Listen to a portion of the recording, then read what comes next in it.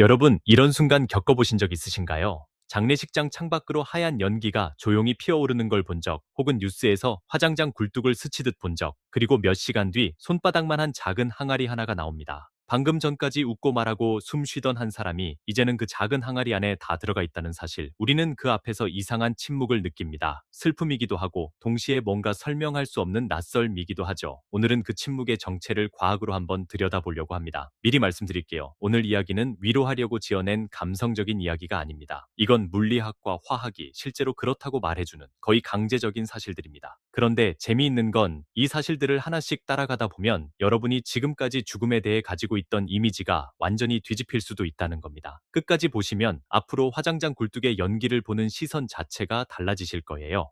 자, 여기 아주 단순한 질문 하나를 던져보겠습니다. 성인 한 사람의 몸무게가 보통 60에서 70kg 정도 됩니다. 그런데 화장이 끝나고 남는 유골은 대략 2에서 3kg밖에 안 됩니다. 자, 그럼 묻겠습니다. 나머지 몸무게, 그러니까 60kg이 넘는 그 무게는 대체 다 어디로 간 걸까요? 간단해 보이는 질문이죠. 타서 없어졌겠지 라고 생각하실 겁니다. 그런데 물리학에서는 없어진다는 표현 자체가 성립하지 않습니다. 질량은 사라지지 않아요. 형태만 바뀔 뿐입니다. 그렇다면 그 60kg은 정확히 어떤 형태로 바뀌어서 지금 이 순간 어디에 존재하고 있을까요? 이 질문 하나를 붙잡고 오늘 끝까지 함께 가보겠습니다. 먼저 첫 번째 층을 벗겨볼게요. 우리 몸은 사실 대부분이 물입니다. 성인 몸의 약 60%가 수분이에요. 화장로의 온도는 보통 섭씨 800도에서 1000도 사이까지 올라갑니다. 이 정도 온도에서 물은 그냥 증발하는 정도가 아니라 순식간에 수증기로 바뀌어 날아갑니다. 그러니까 우리 몸무게의 절반 이상이 사실은 1000 몇 분 안에 수증기가 되어 공기 중으로 흩어지는 거예요. 여기서 만족하고 끝나면 좋겠지만 여기서 훨씬 더 기묘한 질문이 하나 머리를 스치게 됩니다. 그럼 수증기가 된 그 물은 그냥 사라진 걸까요? 아니요. 그 수증기는 화장장 위 하늘로 올라가서 구름의 일부가 됩니다. 그리고 언젠가 비가 되어 다시 땅으로 내려옵니다. 여러분이 오늘 아침에 맞은 빗방울 혹은 마신 물 한 잔,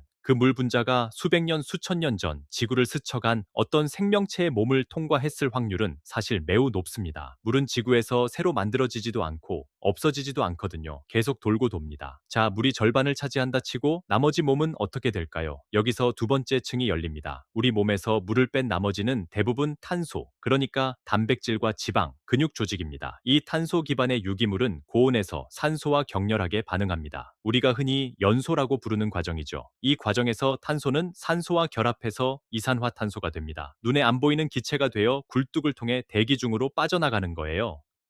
그런데 여기서 훨씬 더 기묘한 질문이 하나 머리를 스치게 됩니다. 이산화탄소가 된 탄소는 그 다음에 어떻게 될까요? 놀랍게도 이 이산화탄소는 근처의 나무나 풀에게는 아주 소중한 식사입니다. 식물은 광합성을 통해 공기 중에 이산화탄소를 빨아들여서 자기 몸, 그러니까 잎과 줄기와 열매를 만드는 재료로 씁니다. 그 나무에서 열린 과일을 어쩌면 여러분이 먹었을 수도 있죠. 탄소는 그렇게 다시 생명의 순환 속으로 들어갑니다. 이걸 우리는 탄소 순환이라고 부르는데 사실 이 순환은 화장 이전부터 우리 몸 안에서 이미 수십 년간 진행되고 있었습니다. 우리가 먹는 밥 한 톨, 숨 쉬는 공기 한 모금이 전부 이 순환의 일부거든요. 화장은 그 순환의 속도를 그저 극단적으로 빠르게 압축해서 보여주는 것뿐입니다. 세 번째 층으로 가보겠습니다. 그럼 마지막에 남는 저 이 3kg의 하얀 유골 가루는 정체가 뭘까요? 이건 우리 몸에서 유일하게 고온에도 형태를 유지하는 부분, 바로 뼈입니다. 정확히는 뼈 속의 칼슘과 인이 결합한 무기질, 인산칼슘이라는 물질입니다. 단백질이나 물 같은 유기물은 다 타서 날아가지만 이 무기질 결정 구조는 800도가 넘는 열에도 녹지 않고 남습니다. 우리가 흔히 유골함에 담긴 재라고 부르는 것의 실체가 바로 이겁니다. 사실 엄밀히 말하면 그건 재라기보다는 뼈의 결정 골격이 부서진 잔해에 더 가깝습니다. 그런데 여기서 훨씬 더 기묘한 질문이 하나 머리를 스치게 됩니다. 이 칼슘과 인이라는 원자들, 이것들은 원래 어디서 온 걸까요? 우리 몸이 스스로 만든 게 아닙니다. 우리가 어릴 때 마신 우유, 먹은 멸치, 그 안에 칼슘이 뼈로 쌓인 겁니다. 그리고 그 칼슘은 원래 땅속 지각, 암석 안에 있던 것이었습니다. 더 거슬러 올라가면 그 칼슘 원자는 아주 오래전 어느 별의 내부, 초신성이 폭발하던 순간에 만들어진 것입니다. 그러니까 지금 유골함 안에 있는 칼슘 원자 하나하나는 사실 수십억 년 전 우주 어딘가에서 태어난 별의 부스러기입니다. 우리는 잠깐 그 원자들을 몸이라는 형태로 빌려 쓰다가 화장이라는 과정을 통해 원자들을 원자들을 다시 돌려주는 것뿐입니다. 이 지점에서 물리학자 리처드 파인만 이야기를 안 할 수가 없습니다. 파인만은 늘 학생들에게 이렇게 강조했다고 합니다. 세상 모든 것은 결국 원자로 이루어져 있고 그 원자들은 끊임없이 자리를 바꾸며 순환한다고요. 그는 아버지에게서 이런 사고방식을 배웠다고 말한 적이 있는데 어린 시절 아버지와 함께 새를 관찰하면서 새의 이름을 아는 것보다 그 새가 실제로 무엇을 하고 있는지 어떻게 이루어져 있는지를 보는 게 훨씬 중요하다고 배웠다는 일화가 유명합니다. 파인만에게 죽음이라는 것도 크게 다르지 않았습니다. 그는 자신의 몸을 이루는 원자들이 자신이 태어나기 훨씬 전부터 우주를 떠돌았고 죽은 뒤에도 계속 떠돌 것이라는 사실을 담담하게 받아들였다고 전해집니다. 아인슈타인 역시 비슷한 관점을 가지고 있었습니다.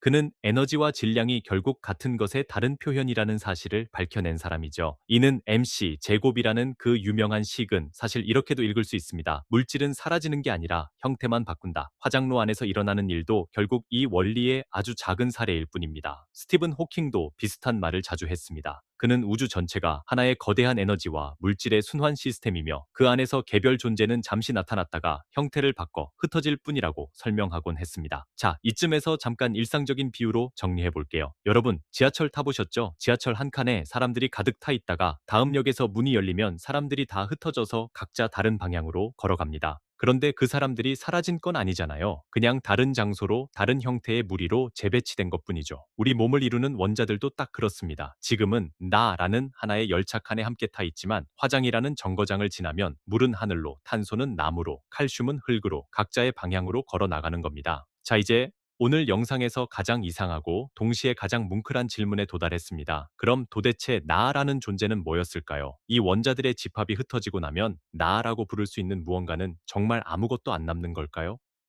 여기서 시선을 완전히 한번 뒤집어 보겠습니다. 우리는 보통 죽음을 사라짐으로 배웁니다. 있던 것이 없어지는 것. 그런데 물리학적으로 보면 이 우주에서 진짜로 없어지는 것은 단 하나도 없습니다. 에너지 보존 법칙, 질량 보존 법칙. 이 우주는 무언가 사라지는 걸 허락하지 않는 시스템입니다. 그렇다면 화장이라는 사건은 사라짐의 사건이 아니라 사실은 재배치의 사건입니다. 한 사람이라는 형태로 모여있던 원자들이 다시 세상 속으로 흩어져서 물이 되고 공기가 되고 나무가 되고 흙이 되는 사건, 파괴가 아니라 확장입니다. 하나의 몸 안에 갇혀있던 존재가 이제는 하늘과 강과 숲 전체로 넓어지는 거예요. 물론 이 이야기가 슬픔을 완전히 없애주지는 않습니다. 그리고 그래야 한다고도 생각하지 않습니다. 사랑하는 사람을 보내고 남은 그 상실감, 그 텅 빈 느낌은 과학적 설명으로 지워질 수 있는 감정이 아닙니다. 그건 당연하고 자연스럽고 사실은 그만큼 그 사람을 깊이 사랑했다는 증거이기도 합니다. 슬퍼하셔도 됩니다. 오늘 이야기가 그러니 슬퍼하지 마세요라는 뜻은 절대 아닙니다. 다만 그 슬픔 옆에 이 사실 하나를 조용히 놓아드리고 싶습니다. 그분을 이루던 원자들은 지금도 이 세상 어딘가에서 계속 존재하고 있습니다. 어쩌면 오늘 하늘에 떠 있는 구름 한 조각에, 어쩌면 길가에 서 있는 나무 한 그루의 잎사귀 속에, 어쩌면 여러분이 마시는 물 한 잔 속에 그분은 사라진 게 아니라 세상 전체로 스며든 겁니다. 완전한 소멸이 아니라 형태를 바꾼 채로의 계속됨.